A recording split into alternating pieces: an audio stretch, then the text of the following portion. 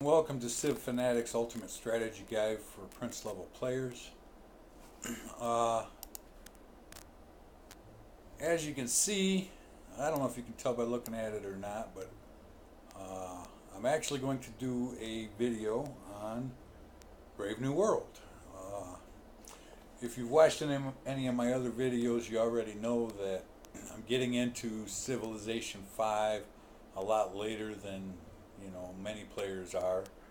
It's almost time for Civ 6 to come out, and I only just started playing vanilla Civ 5 back a few months ago. But I've been doing videos because when I started playing Civilization 5, this is a very complex game, and so I went to YouTube to try to find instructional videos, strategy videos, things of that nature. And I found the selection of videos for actual strategies a little bit lacking.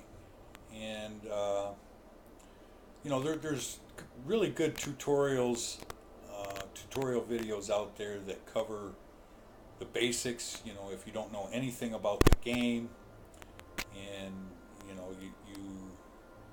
you need a start to finish set of tutorial videos. But if you are somewhat familiar with the game and have a fairly good Prince level grasp of the game, but you want to improve your ability to win at higher levels, the strategy videos out there, in my opinion, kind of leave a lot to be desired. So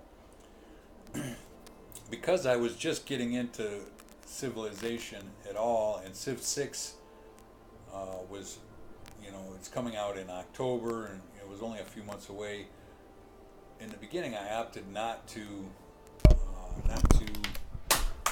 purchase the Brave New World. It was $30. It was only going to be a couple of months until Civ 6 come out, so I didn't really see a point. Well, Steam put Brave New World on sale the other day for $10. So I decided to go ahead and get it. And I got to say, I mean, they did a really great job of improving it from the regular Civ to Brave New World. It's an entirely different game, and I'm especially intrigued by the cultural, the changes that they made to cultural victories. It's very intricate, and it's actually a lot of fun. Where the science victories, essentially all you have to do is advance yourself through the trees, through the tech tree, and get all the way down to the end, assemble all of your spaceship parts, complete the Apollo program, assemble all of the spaceship parts, and if you're the first one to do that before anybody wins any kind of victory, then you win the game. So it's relatively simple to understand how to win a science victory. In vanilla Civ 5, winning a cultural victory is also fairly simple. All you have to do is complete 5 trees, policy trees, and build a wonder, and you've won the game there.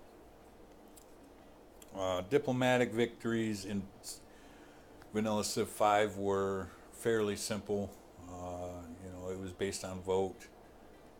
Here, in the spirit of full disclosure, this is actually my second playthrough on this map, this very map, and I've decided to play it again. I attempted to win a cultural victory in my first playthrough, and a diplomatic victory came in before I could achieve my cultural victory. And I decided to play the exact same thing again. I went back to turn 0 on the same game to see if I could alter the results of that, and kind of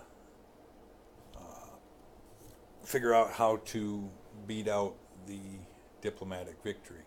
I'm not quite sure how the diplomatic victories work in Brave New World, but I've attempted to win cultural victories several times, and every single time not every single, I've won a couple of cultural victories, but when I do lose, it seems to be to a diplomatic victory. So when I do the playthrough this time, I'm going to see if I can figure out how to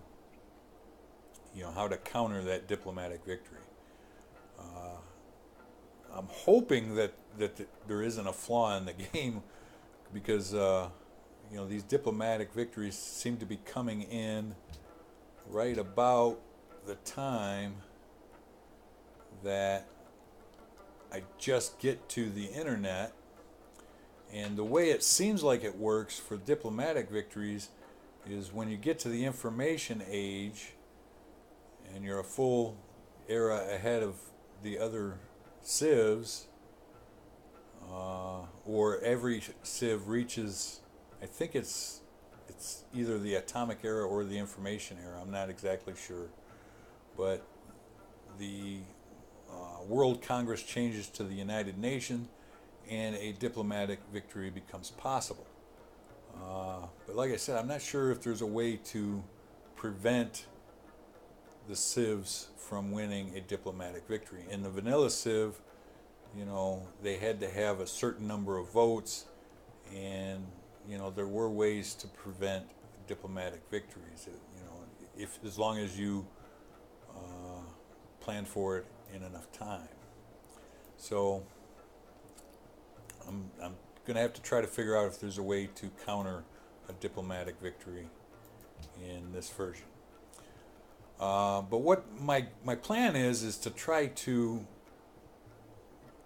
because the cultural victories are very complex in Brave New World, and because I haven't been able to find any really good strategic videos that teach a strategy for winning cultural victories, without watching entire 5 or 6 hour playthroughs, that's going to be my goal here. So I'm not going to record every move I make in this playthrough. I'm just going to cover what I need to cover to teach others how to win a cultural victory. What kind of strategies you should pursue, and so on and so forth. Good, we got a ruin right away. I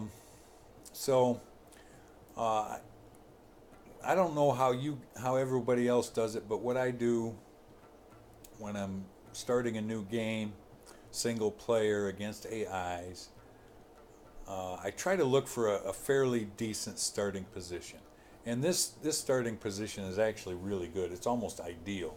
I got a couple unique luxuries right away, a lot of production tiles within reach, food tiles, these can be improved. These marshes can be improved to 2 food, which isn't bad. Got bananas right here, which is excellent. 2 food, which, once I turn these into farms, become 3. A couple extra, forest tiles for production. It's on a river.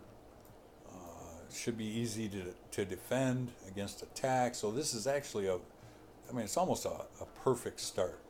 So I'm going to go ahead and settle in place. I'm on a hill next to a river. I like it. The only way it would be better is if this mountain was here instead of there. That way I could get an observatory in my capital. An observatory in your capital is extremely powerful in the mid to late game, but unfortunately it's not an absolutely perfect location. It's just a very good one.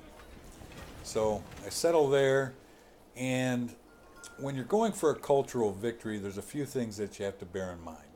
Cultural victories are based on tourism, and the ultimate goal is by the time you get to the internet, you want to have your tourism up to about 400 or better.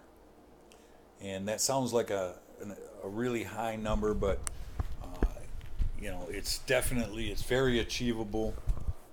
So some of the things that we're going to look for in order to assist in that, you get tourism by turning in great writers, great artists, great musicians, and also by excavating artifacts. So that's what'll give you your base tourism number, and then by getting, you also need to get slots to put these great writers, great artists into. So you get those by you get one from drama and poetry. You get the Writers Guild. You get one from guilds, which is the Artists Guild. You get one from acoustics, which is the Musicians Guild. So that'll give you your basic slots. You also get slots for museums, which is in archaeology. So you get great work of art or artifact slots for museums. The other thing that you need to pursue in order to aid in your cultural victory is, where's it at? Leaning Tower of Pisa, which is, hold on just a second, it's right here, printing press, Leaning Tower of Pisa. And that, in the vanilla Civ, it was Hagia Sophia that gave you 25 generation of great people, but in the Brave New World, it is the Leaning Tower. So that's going to be, it may not be the first, it won't be the first wonder that we go after, but when we start to get close to that point, we're going to make a beeline for printing press and try to get Leaning Tower of Pisa. Some of the other wonders that we're going to pursue are Sistine Chapel, which gives great work of art slots, and I think the Louvre,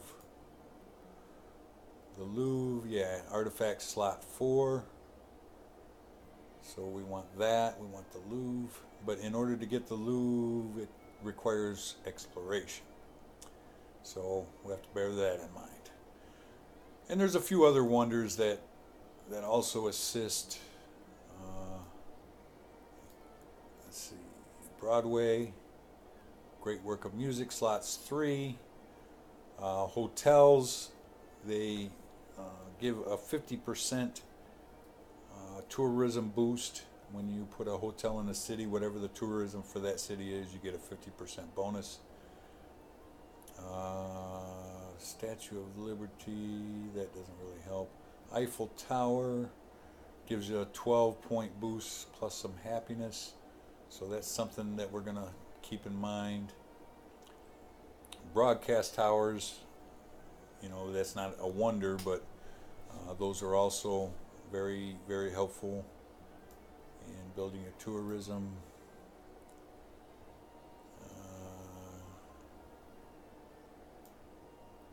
Let's see.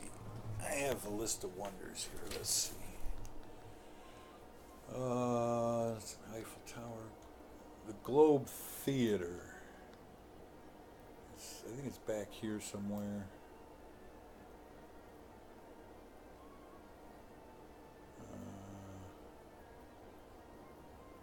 Uffizi, that's another good one.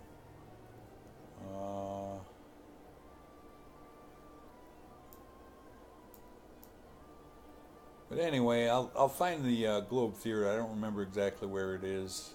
I don't have them, have all the locations memorized yet.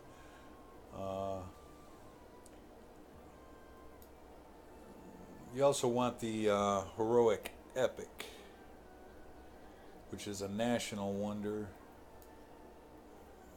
Right there. That gives a great work of art slot. But you have to build barracks in all cities in order to get it. So that's one of the things that we're going to focus on. In my original playthrough,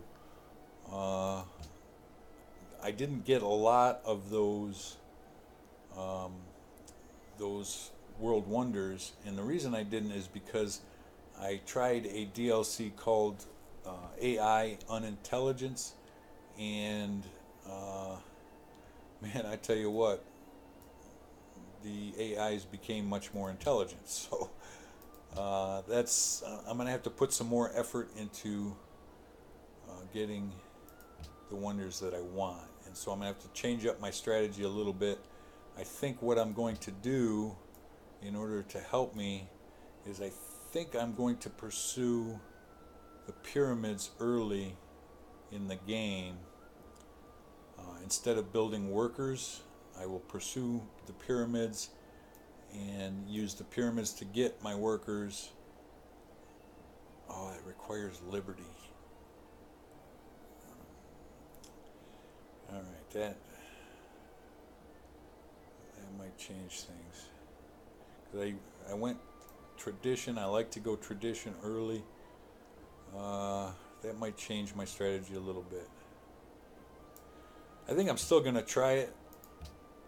I'll just have to go liberty instead, or maybe at least adopt liberty and then go tradition.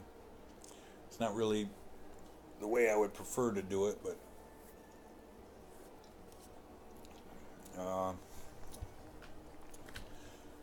you don't always get what you want. All right, so let's see if that works out.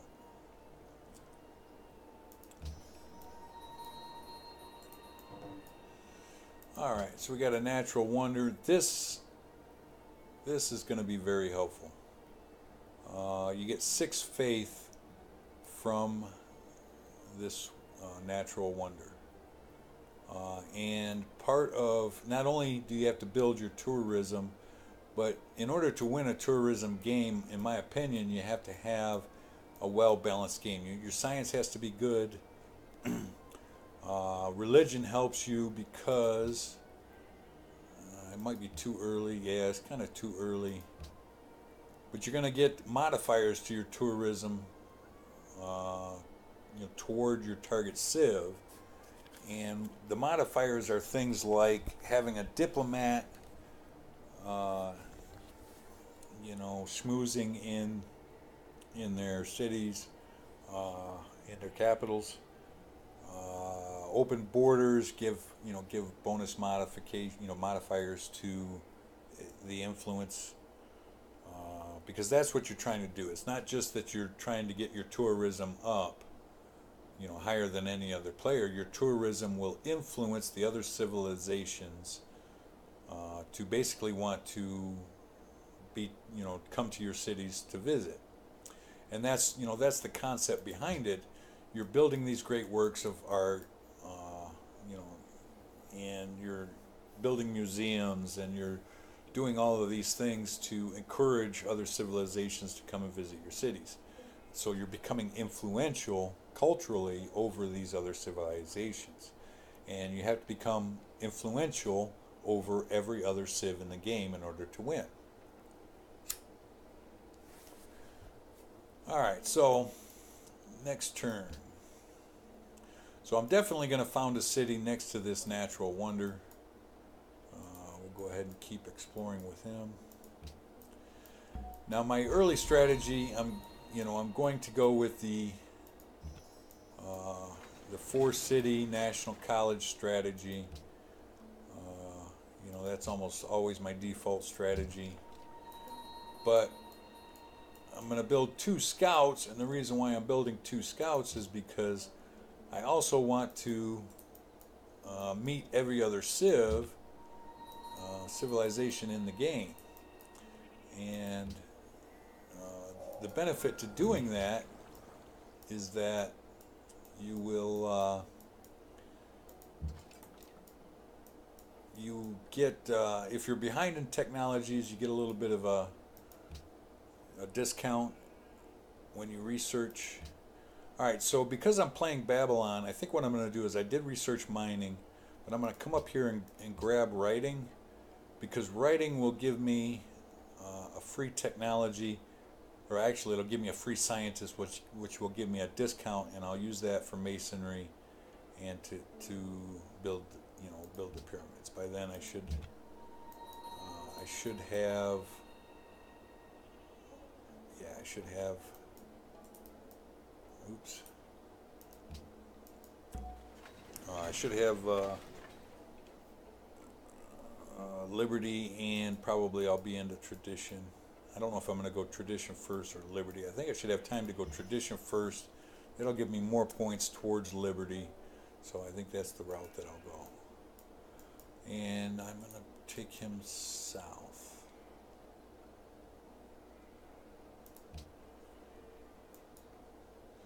All right, so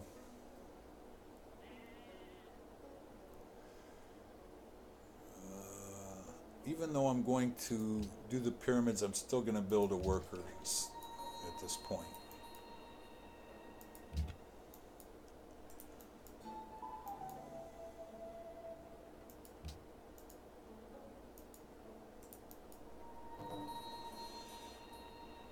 Wow, 8 faith. That's a.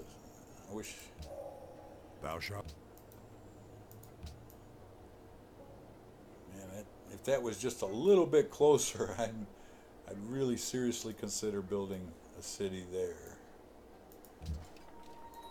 But I have the advantage of, since I've played this one before, I kind of have an idea of what the layout of the map is, and I already know that early on Rome does build a city here. So, putting a city there is probably not the best idea.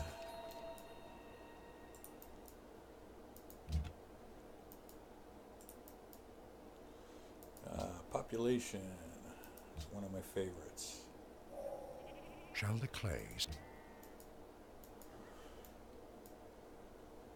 3 pop, 7 till the new one.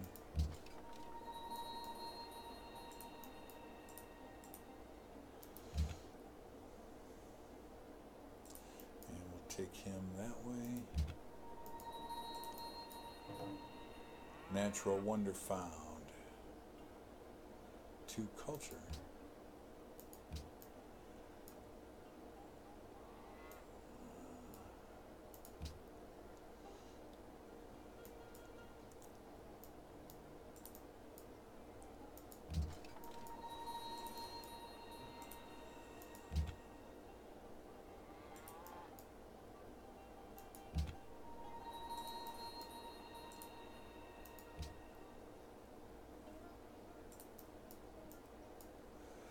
Alright, and here's our first, looks like we've bumped into Rome.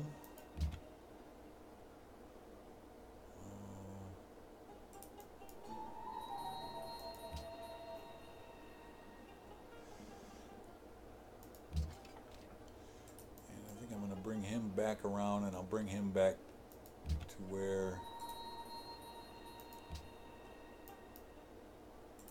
our original city is.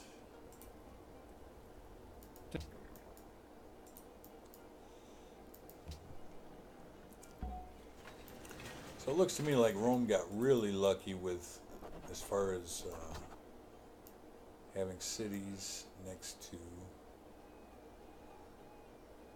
and I'm going to go ahead and do it because I know I'm going to establish a religion. I'm going to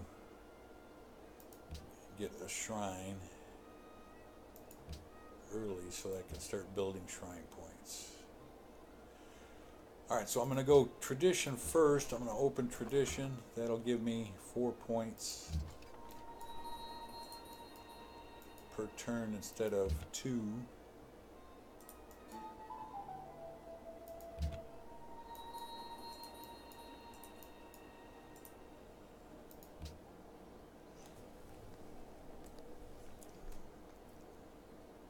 The mostest literate people. I've never noticed that before. They must have did that on purpose.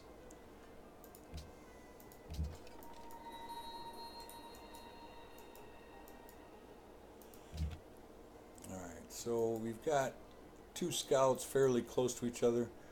Because I'm sending my warrior back down to my city, I'm going to send this one back up. Start him that way, and then we'll go back up. Wow, how did this guy miss that ruin? Good for me. It does not hurt my feelings. Now I'm working on my production tile first because I have the 3 food there. I'll be at 4 pop when I start my settlers. And when I get my settlers, I want some production. Alright.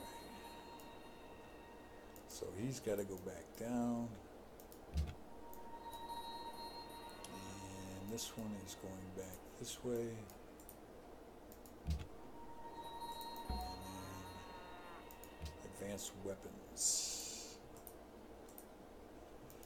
Oh, because I upgraded him, he He doesn't who get to move destroys a anymore. good book. Choose research. Alright, so I got writing, which will give me... Man, I hate delaying my settlers like that. So that's going to put me to a decision.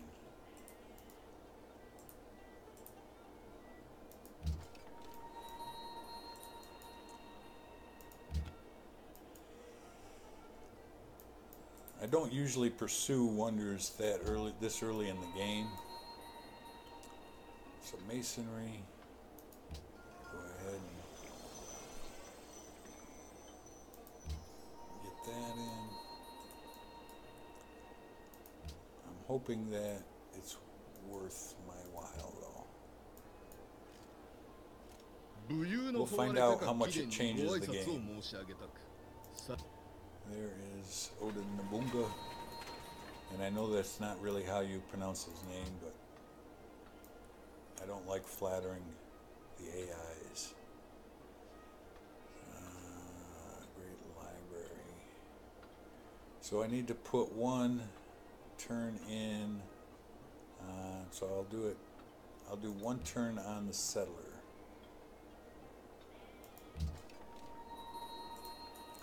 Now it looks like my city is starving.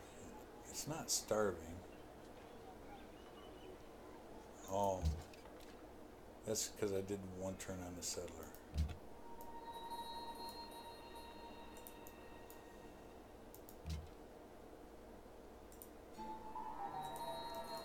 Wow, the AIs are doing a wonderful job of missing.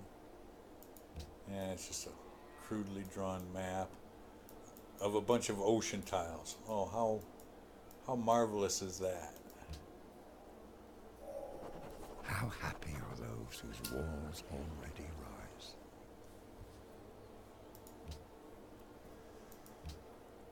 rise. So I have to do Liberty now, no choice. And I can immediately go into the pyramids. Wow, 21 turns. Can I do any better than 21 turns?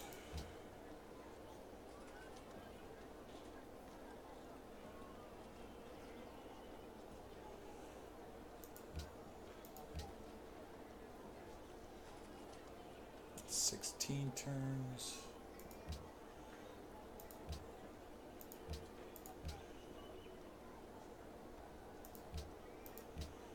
$14 turns.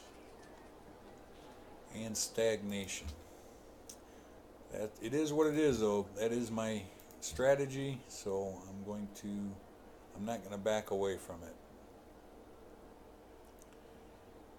Go ahead and get calendar because I do have a calendar based luxury there. Oh, that's a nice choke point. So my capital is definitely safe from attack for sure.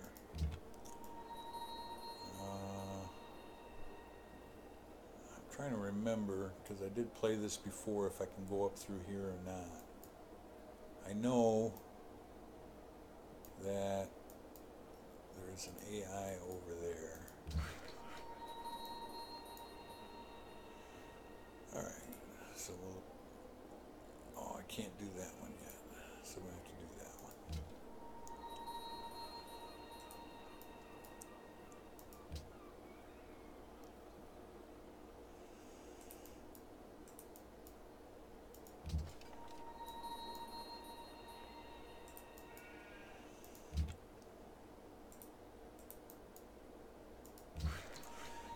Now, I will tell you that when I set the game up, I did set it up with no city-states, no barbarians. The reason why I did that was because I wanted to see. I was having the issue before with, I'd go to try to win a cultural victory, and I was getting beat out by diplomatic victories. So I thought, well, maybe if I try playing a game with no city-states, that'll hamper the AI's ability to win diplomatic victories. But in this case, it didn't work. So now I have to see if there's another way I can prevent that from happening. So as I play through the game, I'll try to figure out. In my first playthrough, I thought I did a pretty good job. I was the first civilization to meet all of the other civs, which enabled me to be the first leader of the World Congress, and I was able to maintain that world leadership all the way up until it switched to the UN, and then one of the civs put his votes, instead of voting for himself, he voted for another civilization. And that was a scary thing for me, because I knew that could potentially lead. Oh, that might have given me a boost. Now, the reason why I'm going for the pyramids instead of my normal, normally I would be building a settler right now, and I would try to lay a city down probably right here,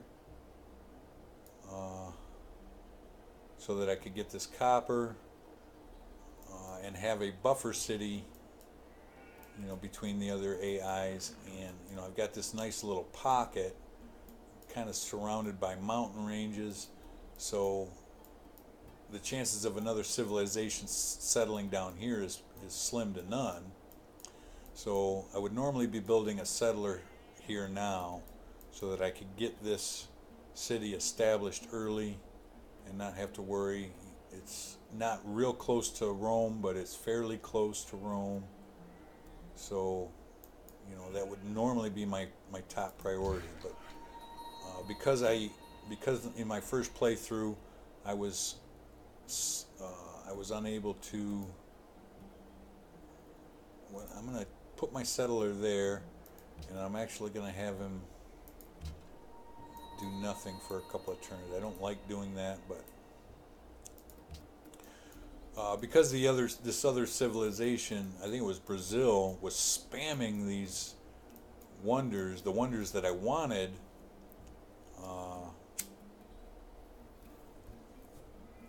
and there was almost nothing I could do to stop it. So I'm thinking that if I have some engineers to, kind of quick build wonders when I need to. Here we go. We finally met Askia. I'm thinking that having some engineers fairly early in the game would be beneficial. So now I need to figure out where. I think Brazil is somewhere down here, so I'm going to try to find him.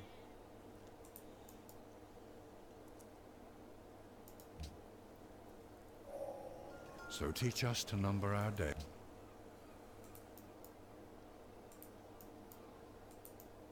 Where are you, Brazil? You must be further, I think you must be further east. Alright, so we've got calendar, and the next thing, I think we'll just go ahead and get writing, or archery, I mean. Found my pantheon. Alright, so I have a lot of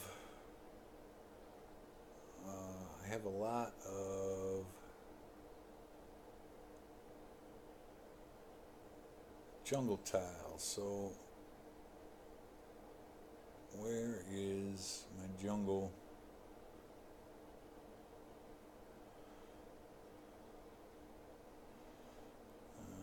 From camps, plus 4 faith from natural wonders.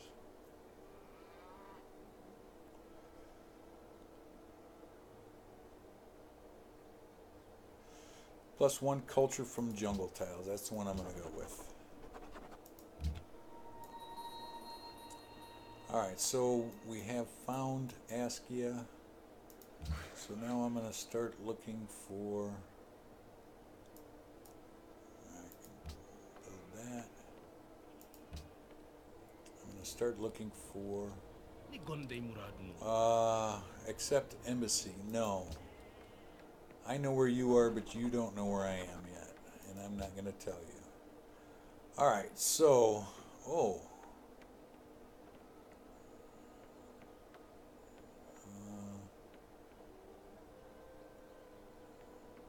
And this kind of changes things.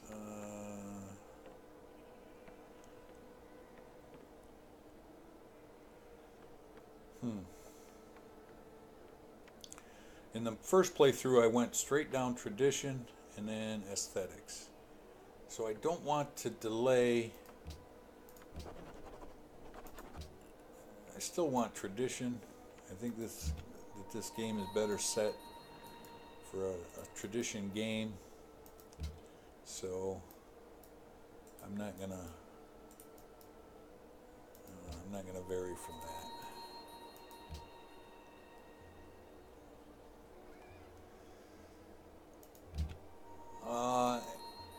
I think what I'm going to do here at this point is I'm going to cut the video off here. There's really not going to be too much. My opening strategy is already set. You know, I'm just going to go around and look for the other civilizations. Once I have 4 cities down and I have my national college, I'll start another video and we'll talk about the strategies.